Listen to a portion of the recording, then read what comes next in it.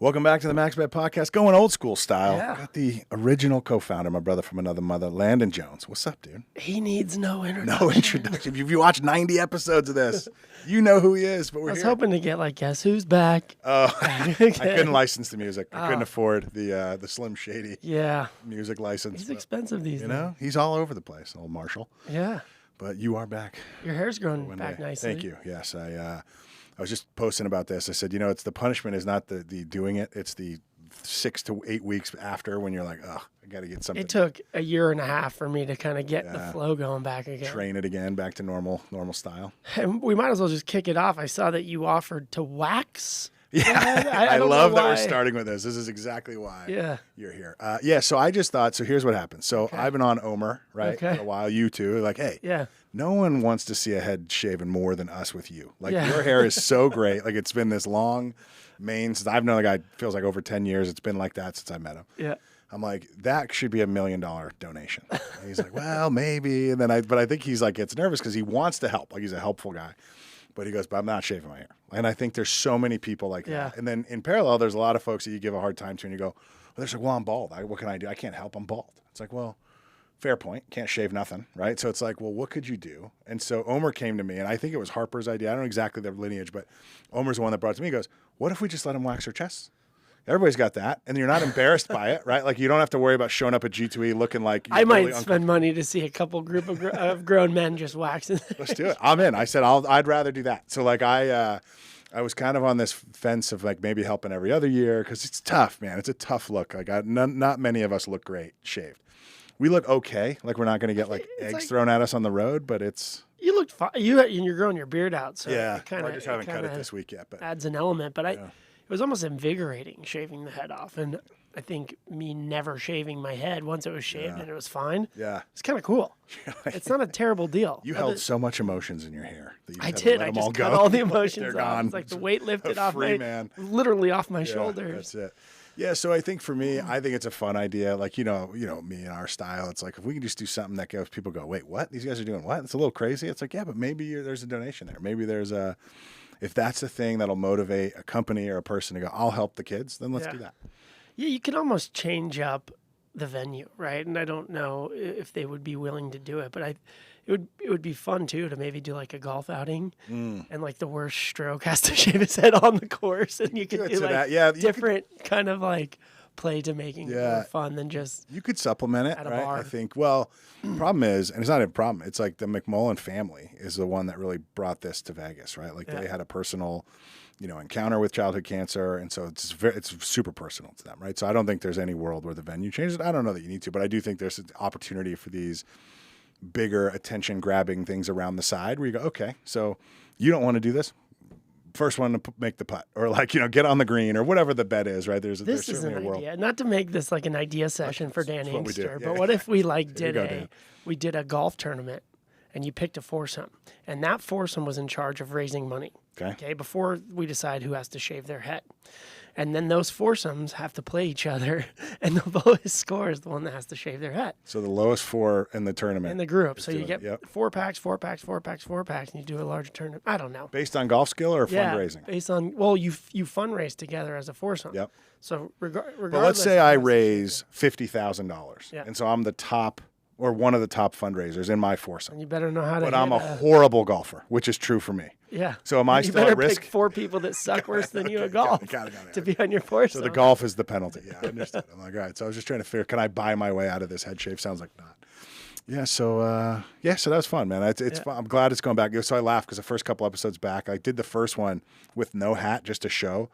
And then I'm like, I can't even stand to watch it. I'm like, I just feel like personally, and most people are like, hey, you look fine. I'm like, I feel like I look ridiculous. So now I'm finally back where I'm like, I can leave the house without a hat. Yeah. I'm like, it's okay. We're scaring all the people next year shaving their head, just so you know. Well, I'm not. No, what I'm doing is I'm hyping the chest wax. Right. I think what we're saying is if you are worried about walking down the street looking a little shiny, just come wax it up. No, you put a shirt on. It's winter. Just put a jacket over it. See, for me, I wouldn't have to worry about that. You just bring a tweezer and hit the two, and we're done. Well, everybody's born differently, right? So maybe we'll start with that. But this is we digress. This is what we do. So how you been, man? Good, dude. Just busy with work and a kid, obviously.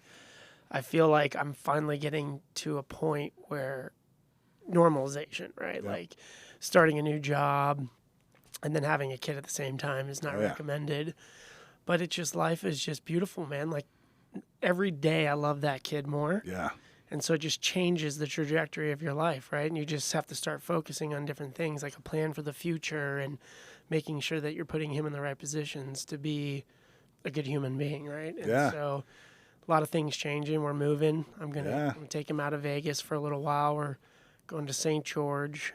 For like, it's funny, man. Everybody knows more about me than almost me, right? I'm like, I'm at the show, and everyone's like, "You're moving." I'm like, "You've grown up on the show. Like we've all watched you mature over the last 4 years." How do you know I'm moving? I've told like 3 people like that. The Truman Show. How did they know?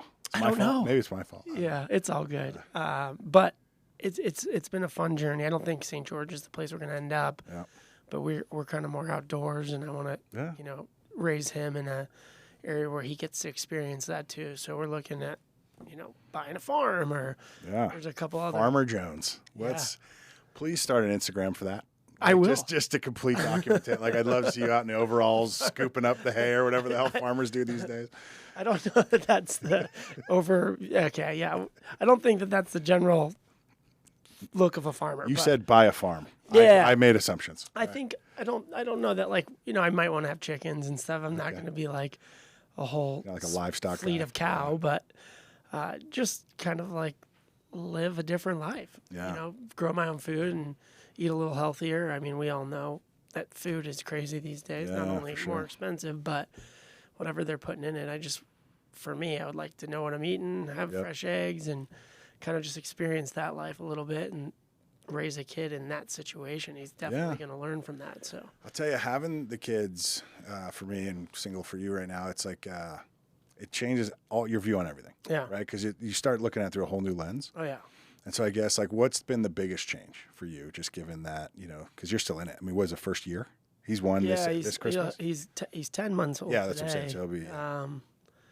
I don't know, man. I think that, first of all, you never know how much you're going to love a human being. And it just grows, right? Like, you have the baby, like, oh, I love this thing. And then every day it just gets deeper. Well, because as they get older, their personality comes out, which there'll be a point so far you reach and you're like, I kind of wish your personality would be less out, right? Like, but it's like they become real people. Like, it's not just a pile of squish that you got to like feed and change and sleep. And it's like, right. Now all of a sudden you're like, oh, you're funny. Yeah. Like you think I'm funny, or you think, like you're super serious or whatever. Like all our kids are different, but it's like, that's the part I like, right? You just watch and get to know them and just see as it kind of. I'm excited for that part. I think he's starting to get a little personality now, but I think that's part of the love growing, right? Is their personalities coming out? Who is this person going to be? And I think that's the biggest change for me, is like, I'm going to have a huge role on that. who this person turns out to be, and what situations I put him in, what opportunities I give him. And so those are the biggest things for me that are hitting me at home, like financially, like situationally, his environment, right? Like, how do I give him the best chance to become that best human that he can be, right? Yeah. And that changes everything, right? So thinking of the career I'm in now, and obviously I love gaming. Yeah, I'm in the gaming industry now. Sure you are, buddy. Yeah. For sure. It's in our blood, right? It gets in your blood. I've been in the business for over 15 years now. And so continuing that, obviously it pays the bills, but that doesn't make up who we are. Sure. So for us, it's being around family right now, his cousins, having my mother-in-law help us. Yeah. Is a huge benefit to that. And then figuring out where we want to be going forward. So this is kind of a sidestep for us. Go to St. George. My wife's going to start working again. It's 2 hours from Vegas, so it'll be a little harder for me. I think that the net will be easier with the mom and everything, but and then kind of figure it out from there. So that's the plan on the baby stuff, the work stuff, and things will come as they come. Just rocking and rolling, man. Yeah, but it changes everything. It definitely changes who you are. You think you're an adult. I don't think anybody's truly an adult until they have full responsibility for another human. And even then, I think sometimes you're like, I'm still don't know anything, right? Yeah. Like, I feel like you get to this point where you're like, I'm pretty good at life. I can do, take care of myself. And you go, oh, now I got to do this for you. Now there's a whole new world of things I don't know, right? Isn't it funny? I think that we can learn a lot from kids, like just for sure.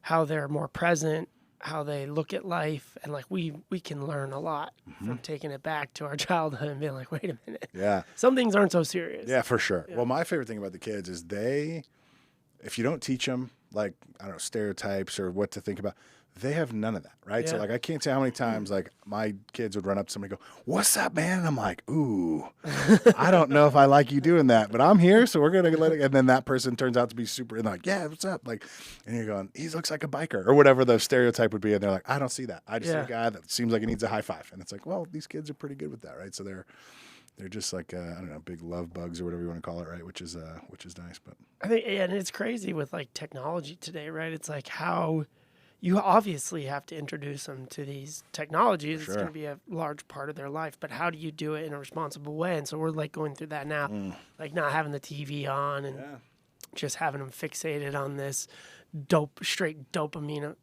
hit, right? And how do you like get them doing games? And you've been really good about that, Legos and like things that are helping them kind of advance their. Well, I married a teacher. Yeah. So she's got all this dialed in with like fast motor skill. What is it? Fine motor skills. It's like all of a sudden. And so, but the quintessential thing for us is like screens, less of those. They're not zero, but it's controlled. And then get outside. Right. Right. Like there's times where we have a decent yard for Vegas. I mean, depending on where you're, probably not a great yard for St. George, but we're sitting there going, you can have a ton of adventures just right here and go out and climb a tree 100%. Or play around and play on the playground I built you. And it's like, just to go do that. And then you just sit back and listen. And all of a sudden, they're not playing in the backyard. They're spacemen in outer space because they had to imagine something. Yeah. They didn't just watch it on the screen, right? So it's fun to see their imaginations come alive when they have no other choice, right? So. Yeah, and you're a big part of that environment, right? Sure. And so I married someone in the health industry, healthcare, right? And so I get that piece. Yeah. Like, what are we feeding the kid? Like, how do we give him the best chances based on his diet and, you know, the things that we're feeding him, not a bunch of sugar. Like I look at my niece and nephew, they're eating cookies at like 10 and then they're wondering why they're just doing cartwheels on the walls. And it's like, you know, like, why are you not going to bed? Well, you just fed me a whole ice cream at exactly. 9:30 p.m. Yeah. We got to figure that education piece out though. That's a piece that we're still learning and kind of digging into, but it's a fun process. Yeah. I mean, your boy's 10 months old. Like, you got plenty of time. Yeah. What I think's funny is, so I have the benefit of having both a girl and now 2 boys, but like the boys, the pressure is on you. Yeah. The girls, it's not that the pressure's not on me, but it's a different kind of love, I think, for dad. Like dad, for her, it's like, dad's your hero. Like, it's like, I'm Superman to some degree. She doesn't necessarily want to be like me. She wants me to like what she's doing. Right. So she's like, hey, do you like this dress? Or do you like it? Yeah, it's great. Hank, my son, but he just wants to, everything I do, he does. So you'll notice, like, if I'm wearing, you know, he'll look and go, okay, dad's wearing a black shirt, I'm going to go get a black shirt. Yeah. If I had a hat on and I turned it backwards, all of a sudden I'd look, his would be backwards, right? Like, it's just those things. So you're literally modeling for him what to do. So if you're an angry gorilla, like, that's what he's going to turn into. If you're a really happy, you know, healthy person. They're sponges, man. 100%. But I've noticed it with, like, the different, like, genders, how they behave with dad. And it's different with mom. Right, because it's almost the opposite with mom, right? Like my boys want mom's approval, and my daughter's trying to be like, all right, what's mom doing? I should be like that. So it's just funny to see how that's what they're doing. You're the model, right? And so nothing like a little extra pressure of knowing whatever his outcome is probably for at least these next years is my fault or credit. But it's like, you know, I'm a massive influence. There'll be a day where it won't matter what I say or do is what I'm told by all these other guys. But generally speaking, it's pretty wild. Yeah, my dad always said, I'll never take credit for your failures or your achievements. Nope. So I can point you, it's like a bow and arrow. It's like I can point you in the right direction, but after you leave the nest, it's on you. You decide where to go, and I'm pointing you in the direction. So it's kind of an interesting, but obviously there's more to that. But I think that, again, giving them the best environment to achieve their goals or be who they want to be and support that is key. So not that this is like a parenting podcast. No, it's just you and me catching up. I feel like this is the intro. And now we get the into whole the thing. game. The whole thing. Well, maybe. Who's coming in today? Well, you are. It's like who's coming in? Landon and Michael Jones will be here actually to talk. Well, it's funny because you know, so much has happened in the last 6 months. Oh, yeah. When you look at, you know, and actually the day this airs, so we will film a little bit, but the day this airs, I'll officially be off my non-compete. Yeah. As a free agent or whatever. I'm doing some consulting, which is fun, but that's a lot of time, right? Like in that time. And I'm not a big announcement guy, so I didn't get on the thing. I mean, I like talking about stuff, but I didn't go out and go, here's my story. This has happened. And da-da. So I think what I've learned is the potential downside of not doing that there's just been a lot of, I don't know if it's rumor. Yeah. A lot of people fill in the gaps on their own. Oh, yeah. So how many people at GT were like, hey, are you and Landon even talking to each other? I'm like, dude, we're great. It's all good. And I heard that you were at Blueberry now. Right? Yeah, exactly. Apparently I work at Blueberry. I've also Blueberry? No. Like, no, what? Do you still talk? Yes. He's not at Blueberry. We're friends. I don't work for Andrew. I love Andrew, but I don't work for him. And it's like, it's just this kind of crazy thing. And you go, luckily, none of these rumors are bad. I mean, it would be bad to think that we were all of a sudden like not friends anymore. But I'm like, all right, well, this is funny. And so that's part of me. I was like, well, let's just make this about what happened in the last 6 months. Like, let's just they're bad if you care about what the people are saying, which. Well, it would be different if it was like, well, he murdered a guy. Yeah. And it was like, wait, what? Like, I'm not going to do that. But if it's just like, oh, like, he's going to work over here versus not, like, it's flattering. So part of me is like, well, they're a pretty good company. You think I can fit up? Like, if the narrative makes sense that's like, all right, well, that's a flattering rumor. I don't necessarily mind it as much. But it's wild. So we're here to certify. We're still more buds. Fun for sure. Yeah, you're going to have fun. Kind of getting out, being creative, and figuring out your place. I think so. I think I'm just like, what I've learned is I just really like interesting problems. Yeah. And so what's been fun is there's been a way for me over the last mostly like 2 months or so to kind of engage with different folks we've known along the way, CEOs, owners of companies, and go, well, can you help me get a lens on my problem? Can you help me try to frame this up or potentially solve it? And it's like, that's been a lot of fun because no two problems are the same. I mean, it's fundamentally there's similarity, but like you go, a problem in online gaming versus data versus land-based game. Like, it's just an interesting, for me, it's just fun to chew on. And looking back at our history. So this is kind of what I was thinking about last night. Like, what are we going to talk about? And it's fun to kind of go back into the 100 episodes that we did and all the great people we've interviewed, Gavin Isaacs, John Purcell.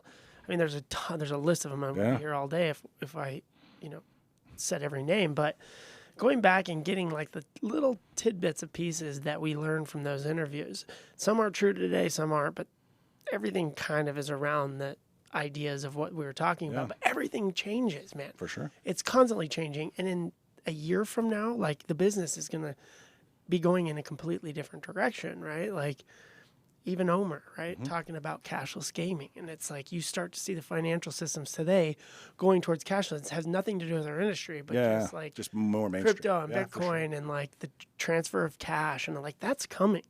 And so those little tidbits of information that people are like, oh yeah, that's cool, but we're not ready. You better get ready. Like all of a sudden, things are changing, right? And it's pretty cool to see the shift in all these different industries. And we got little tidbits of that coming up through. So like if you go back and listen, like these little things are happening in today's world. It's pretty neat. And you get to be back in that, right? For sure. And so things will be changing constantly. Well, that's been one of my favorite things. So somebody actually, I had lunch with somebody today that goes, what's the point of your, like, why'd you even start this podcast? I go, I thought it'd be fun. Yeah. Like, I didn't have an end in mind. I didn't say, oh, I'm going to do this podcast and in 2 years I'm going to be this. And in 2 years later, it was like, we thought it was a fun idea. We thought it'd be cool to have these conversations.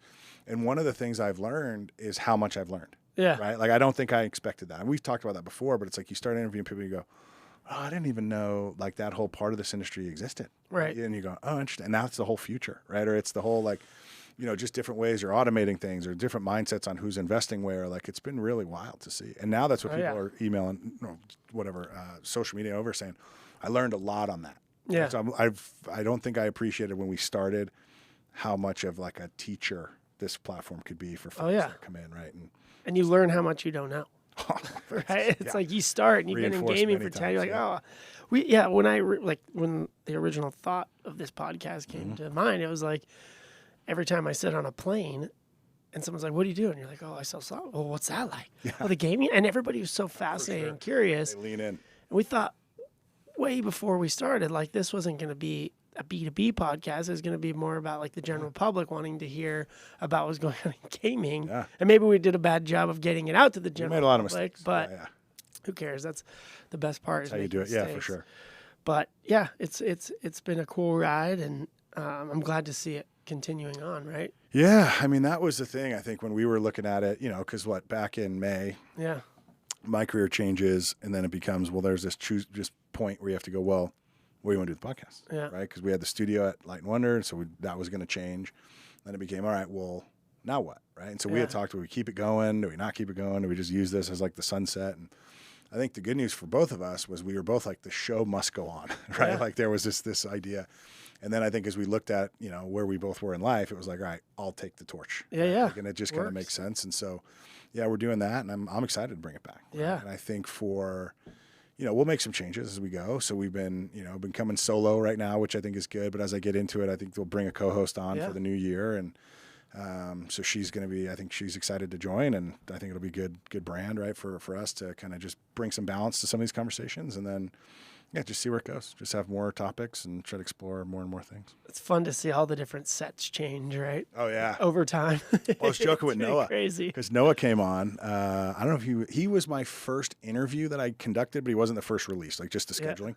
And so he goes, yeah, it's good to be back. I go, yeah, and every time in a new place for you. Like he came, I think he came to your house. I don't know if he came, and like I know his dad was on the show too, so maybe both of them did one at your house. Your old house, and then it was like they did the L&W, and now he's here. I'm like, I got to stop moving. Like at some point, I just got to have a home base, and this Blackfire is. That was great. A pain in the butt. Like it was. Sure. I love that studio, the old downtown one. Yeah. But that was my dining room table, and it was like I didn't want to take everything down instead of. So it was just like I lived in a studio. Well, I don't think people realize that, right? And maybe they don't care. They're like, look, you chose to do this. We don't have any sympathy for you. But like there is a lot that goes into this, and I think that's why you see sometimes these shows will pop up. Even after us, and then they go, oh, well, that show's gone. Yeah. And it's not because they don't love what they're doing, or it's a ton of effort. Yeah. Right? And so if you don't have help, we had partners. I mean, now we got, Scott, who's behind the camera right now, but he's helping us out. Like if you don't have these people, like it's so hard to do. Man. It's a lot of work.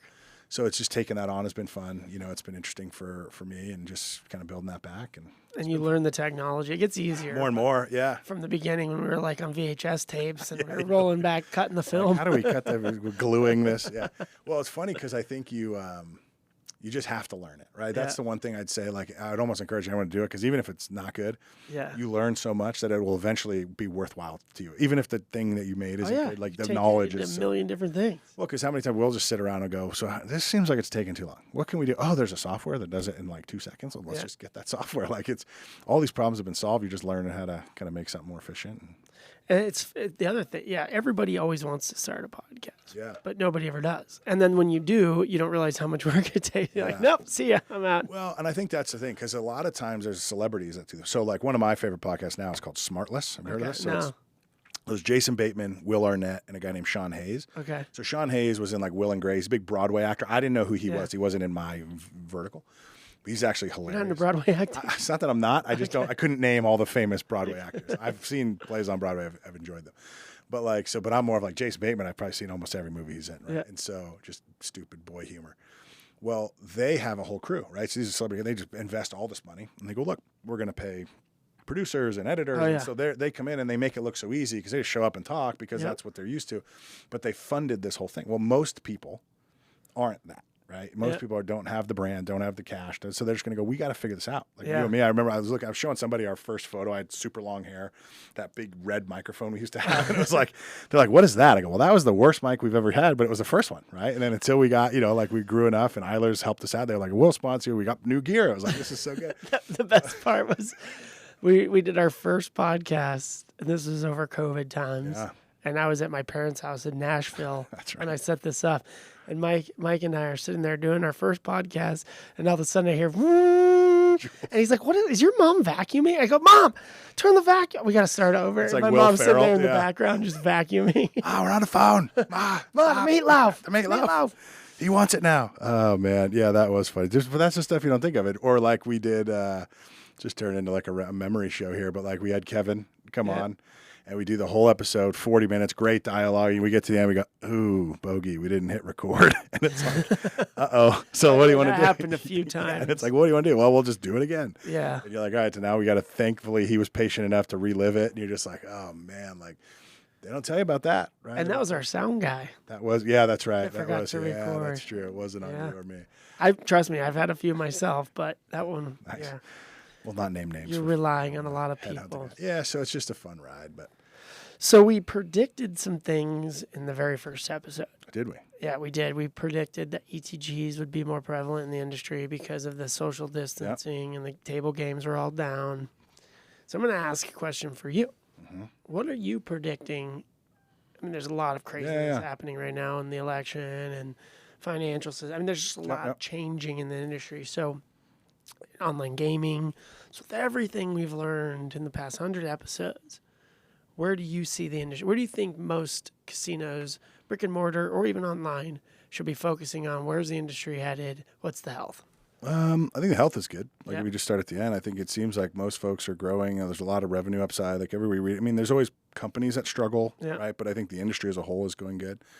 I'm really interested right now to see. I'm trying to set up some podcasts on this about this whole sweepstakes fight. So if you come out of G2E, and it seems like it's not just tribes, but you seem like there's a lot of tribal, California specifically, saying, "Hey, we got to band together. This isn't good. Like this potentially." Yeah, like the Play Chumba sweepstakes. Correct. Right. So each side has their arguments, and each side thinks they're right. And so I would love to explore that more, see what that becomes. I think ultimately, though, it's just going to be player experience as it always been, man. So like, you talk about ETGs growing. ETGs have been growing. Right. They've kind of leveled off as far as overall growth, but they're still more popular than they were when we started. And I think that's just an experience thing. I want to play faster. I want to play safer. I want to play right. And that's so you focus on that. I think a lot of the companies that are just touting, we're going to make better games. Right. We're going to really study this art and really just, like Andrew or Brennan was on here saying, it's quality over quantity, right? Like it really, there's a whole process here. Like I think that'll continue. I don't think you're going to have as much liberty to just make a game and then go, okay, great. Now we're going to give you the red one, the blue one, the yellow one, the green, and it's just skins. I think there's going to be some of that, but I think more and more you're going to say, well, what's the unique thing? Like I want to play because there's so many, right? Like, so I think that's interesting. And then, just efficiencies, right? To your point about cashless, to your point about like, I mean, AI will be interesting. I think they're really driving some efficiencies, probably some security there. I'm helping these guys out there doing like AI for table games, which is pretty cool. So it'll be interesting to see how that takes off because I think there's a lot of, data missing from the table. Right? So there's a lot of people trying to solve that. These guys have done a pretty good job so far. So I'm kind of excited to see what they do with it. I just think, I think we're on the right track. I don't think there's some big mystery like, watch out for, whatever, some alien technology. I just think it's like, we're just going to keep doing it and it'll solve. I think more and more I'm hearing about like this omni-channel, right, idea of companies that want games on both online and land as more companies enter online, right? So that'll keep going. But it's just chugging right along, buddy. Yeah, like what's it called? Server-based gaming, kind of like being able to convert games real time and being able to kind of tailor your floor to different events or different. Yeah. Well, that'll be interesting because the other guy in this room, who's behind the scenes, former CIO of everything, once upon a time said to me, one day it'll all be thin client. Right? Meaning one day you'll just go in and it won't matter what your cabinet is. You can have an iPad, you can have a screen, and it'll all just be served up from behind the scenes, right? I don't know how soon that day is, but it's an interesting idea, right? Where you go, look, it's more interesting for me. So if you go to Asia, I was in Singapore visiting Roger and some others not long ago, and it became this, he goes, there's a company that makes these like VIP pods, if you will, and it's like a recliner. And it has a whole gaming screen that comes out across from you, and you can pick which game you want. Now, this is specific to ETG type content, but you could easily see that being any content. And saying it's almost like Blueberry's demo, where you sit in the chair and you play any game as a demo, where you say, well, this is comfortable for me. Like if it's you and me going out gamble, let's just go get two chairs next to each other. We can switch between Buffalo and Huff and Puff and whatever games we like, and Valhalla if they still make it. And so it's almost make like gaming rooms. That's what I mean, right? And so it's less about you have to have this cabinet or this cabinet, and it's more like the game itself is awesome and give me a fun way to play it. Right, would be kind of cool. So, I don't know how far off that is. I think there's certainly markets niche like VLTs, server based, and there's different people doing server based, so it's not that foreign. But I don't know. It feels like it's probably further out than maybe even the next 4 years, but I do see that maybe coming down the road. Yeah, I think the financial piece is going to come a lot sooner than people think. When you look at like the BRICS nation, right? Russia, China, they are like creating almost like their own cryptocurrency, which is going to force the U.S.'s hand to kind of follow suit because, I mean, their value of their dollar is going to be higher than ours, right? Could be. In terms of, I'd love to have Omar on again and hear what he has to say about it. But I think it's going to force the industry to adopt cashless quicker, right? And what that would do is give almost 100% carded in play if players are having to card in. And with that comes more data, right? And I think that we haven't truly even come close to like intercepting data in our industry, like the Amazons and so that's going to change. I think we're always going to be creating good games, right? That's like a prerequisite to being a gaming company or creating games. But when you're able to merge the financial piece with the data piece with great games, I mean, it's just going to transform. Well, the data thing actually enables the games, right? So if you look at, like, so I've been helping some of the online folks, and it's like they have every piece of data you can imagine. because it's all built on their. You have to click on their website and click on their thing, so they can get access to it. And the level of data they have is unrivaled in terms of land-based. Like what are they doing with it? Well, quite a bit actually. Yeah. So they use it because again they're now in a different world, right? So in a land-based world, you say, well, I'm going to put the game by the entrance versus by the buffet, right? Just as a stupid example. We'll see. It's a version of an A/B test. You go, well, let's see which one does better, and then maybe it's not performing here. We'll switch it, give it a chance. So they're doing that in real time on the website, right? Does it matter where it is on the page? Does it matter, right? And so they're starting to see, placements of games in virtual world, right? Or then they're doing they'll do A/B tests where so let's say you and me are somehow designated into different categories.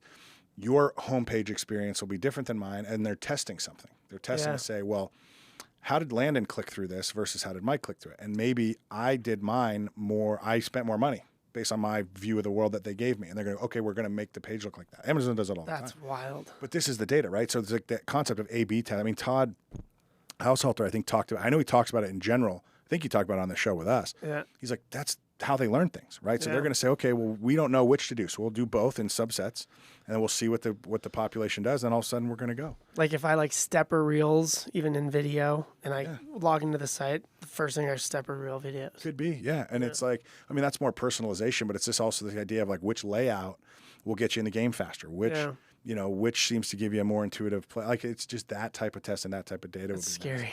Well, imagine. Yeah, I mean, they're doing it. I mean, any website you go to, they're doing it, right? Any good one, right? And certainly anyone you're buying from. Yeah. And so that's where, that's happening now. And so to your point, if you said, okay, if we could bring that level of data. Yeah. And Noah talked about, I know he's not the only one. No, yeah, Noah would love this. He loves data. Well, he's data, and he's all about personalization now. Yeah. But I think that's coming, right? And I mean, I know Wolf has talked about his view of that, and I think he agrees, real-time, more data, personalization. I mean, they're doing a ton of cool stuff there too, but it's that becomes the next wave. Right. You say, okay, it's not just anymore that we know that Landon came in and spent $500. That was what we know that now. But how did he spend it? Which games? At what point did he stand up? What point did he keep going? When did he reload? Yeah. Right? Was there a point in the game where he was out of money and he goes, another 100? And how often does that? They can start to, and then they can curate and offer to you. Go, you know what? We know you're about to pull out another 100. So what if I incentivize you to pull out real time 200? Yeah. Because that's what they would do online, right? Or that's what they would do even on Amazon. They're going to serve you up hey, you know what? You just bought that snazzy sport coat. Thanks. You know what a lot of people are buying with that? This pair of shoes. And you're going, that does look good, right? I don't know, but I'm saying that's happening and you talk about mass market. Yeah. So if you could get to the point where that's happening, I mean, I think this industry goes on a whole new level. Yeah, and then you talk about the server-based stuff, which how do you critique your floor for New Year's and that's the thing, right? yeah. It's do I need 100 Huff and Puffs or 20? And you just flip a switch. Well, that to me would be really cool. That's if you common, then could I say, think. But that's probably more down the road. Maybe. I think that's just more, when does that become required? Yeah. Right? Because I'm not entirely sure that any slot vendor would be incentivized to do it that way. Right. I'm trying to think through that maybe. But if all of a sudden a casino said, hey, this is how I want it, because I'll subscribe. I mean, that you're changing the business model too, right? Because in that theory, you're going to say, well, now I'm almost going to do like a Netflix model where I'm going to pay you a subscription for I have 100 boxes, let's say, on the and I'll pay you X amount to access, and you can still probably limit. You can only have 2 of my Squid Games brands, 2 of whatever. I'll pick on, an NFL if you're shouting out Aristocrat, right? And you go, but then all these other games that we own, take your pick. If it's better for you to have, 100 Huff and Puff versus 20, then take 100. Right. And if the neighbor says, actually, we only want 20, but we want 80 Firelinks, we'll take that, right? So, and that seems like a very cool thing. I think the practicality of that is a ways off. Oh, for sure. I like to daydream. Oh, yeah. Well, daydream. I know you. I'm with it. But it is cool. But, here's the thing. We may not be the guys to make that happen, but hopefully those conversations are happening, because I think that is a fun way to do it. And so I think that's, just more data, more flexibility is probably where we're going, more efficiency. It's going to be fun, right? I think so. Either way. Yeah. Yeah, but I'm looking forward to it. What do you got in your future? So you said St. George, professionally. You're selling, Yeah, well, I always have that entrepreneurial itch, right? I started golf gaming company. There's a bunch of You got me into it. Now I'm like, I don't know if I want to go back. Like, because people ask me, they're like, so what's your next big job? I go, I'm not sure. I go, I'm having so much fun doing the media thing and then helping these other folks out. And it's like, it's paying my lifestyle. So it's like, I don't know. And, well, and to your point, like anything you do after this will all play into that. Like your experience that you've learned or failed, and all these things will play into what you get to do next. Yep. And you have a lot more experience. I have some ideas of things that I want to do. I think my next thing I'll just do on my own. I think that you probably like having your own thing, right? It's cool. It's kind of nice. You're your own boss. You're your own failure, right? Not ready to talk about it, but I know what I'm doing. I'm trying to put you on the spot. No. I know what I'm going to do, and I'm excited about it. And it's a few years out, and I'm working towards that goal. Is this the non-gaming idea you told me about? It's non-gaming idea, yeah. Well, it could also play a piece into gaming as well, right? Yep. But it's definitely something to look forward to. We'll save that for an episode in 2027. Yeah, exactly. When I come back, I'll get a bunch of people watching there. They'll be like, hey, what's up? What's going on? Yeah, no, I think that's, it's the challenge, right? I think look, for anyone that's trying to do their own thing, it's scary, right? Especially if you have mouths to feed and it's not just you and trying to do your, it can be interesting, but I think that, not that it's my advice, but anybody that thinks about an idea and wants to do something, just do it. And if you suck and you fail, then you're going to know more, you're going to be that much more prepared for the next thing that you want to do. Yeah. And I think also, like, even the failure part, this is a big learning curve for you and I, and it's not just about the podcast, it's about the TV and stuff, right? Like, that was hard. Oh, yeah. You Brutal. Put everything into it. Everything, yep. Your company becomes like your kid, right? You pour everything, your heart, sweat, and tears, money, financial, everything, change your lifestyle, change everything. And then it fails, and you're like, wait a minute. That hurt, right? Oh, yeah. And then you look back on it years in the past, you're like, well, maybe if we did this and that. And like, we could do a whole episode just diagnosing the things we do differently. But you did it, right? You don't have to look back and say, what if we would have done that? That was the wrong turn. But it's so funny. So there's two things that come to mind from that. So one, just today I had lunch with somebody. Yeah. And he was saying, he goes, I don't know that I referenced the failed TV enterprise. Like, we tried this TV thing. He goes, hey, man, you did it. You tried to do it. Like, he goes, you don't even know how many people don't even try. Yeah. And I was like, that's a good point. Like, I didn't need the motivation, I don't think, but it was, like, nice to hear. So there's definitely that swing. And then somebody else had told me, they're not super old compared to us, but they're older than we are. And I said, what do you, like, regret? And he goes, I just never tried my own thing. Yeah. Like, I just regret not even trying. Because how many people, I think most people have their ideas. Everyone has an idea. Statistically, most of us will fail. Like, that's just, I guess you kind of just got to swing the bat knowing you're probably going to strike out. But you go, but aren't you glad you tried? Like, what if, because otherwise you're going to be, 70 years old going, I could have hit that fastball, but I never swung the bat. It's like, I don't know, man, get in the box, see what happens. And you never know where it ends up, right? That's like, true, you think you've got this new idea for a top of a mug, and you're like, this is awesome. You go get it patented. And by, a year into it, it turns into like a whole nother idea that actually works. Yeah. Right? It's like you start here, you end here, but just getting out there and trying it is like the 1%. Yeah. So just, if you have an idea, it's like Nike, just do it. Go do it. Just put your Jordans on and get after it. Oh, man. That's been pretty interesting, but yeah. That's good, man. Yeah, I'm pumped. That's it. Good summer. Yeah, we're friends. Everybody knows we're buds still. We're hanging. Shout out to all the kids that we're raising, trying to make them good adults as we figure it out on the fly, right? Like, parenting feels to me, is good, not to circle all the way back, but it's like you're building the plane in the air. Yeah. It's like, we're in the air now. I got to not crash. And like, did you forget the landing gear? Did anyone bring a parachute? No parachute? Well, we got to figure this out. Yeah. So it's like, that always becomes an interesting, I think, vibe. But yeah, man, it's fun, dude. I'm glad you're doing well. You're doing homeschooling, right? Yeah. How's that? That's, for me, fantastic. Yeah. I think my wife, who, again, 2 master's degrees in teaching. Yeah. So she runs that program. Yeah. 90% positive. I mean, there's days where kids don't want to learn. And so that's nice flexibility where you go, hey, look, like, take the day off because you're not ready for this. Yeah. My favorite part about it is we travel in off season. Yeah. So like when over the summer, I was telling somebody today I was at jiu-jitsu and they're like, man, you've been traveling a bit last couple of weeks. I go, well, yeah, because everyone's back in school. So when everyone's out of school, we're home doing what we like as if it's work season. Yeah. And then October comes and it's like, oh, everyone's in school. Yeah, we'll take the kids to Southern Cal. We went to Napa or, whatever. It's like, this is way better. Right. And so I think that's where I like it, but I think it's good. Tell me about Napa. That was cool, man. You took all the family there? Just a little 10-year anniversary run, right? So that was shout out to BG. Did you hit him up? Yeah, we were just chatting. He goes, "You should come see me." I was like, "Perfect." So he gave us a nice room, which is always nice. Oh yeah.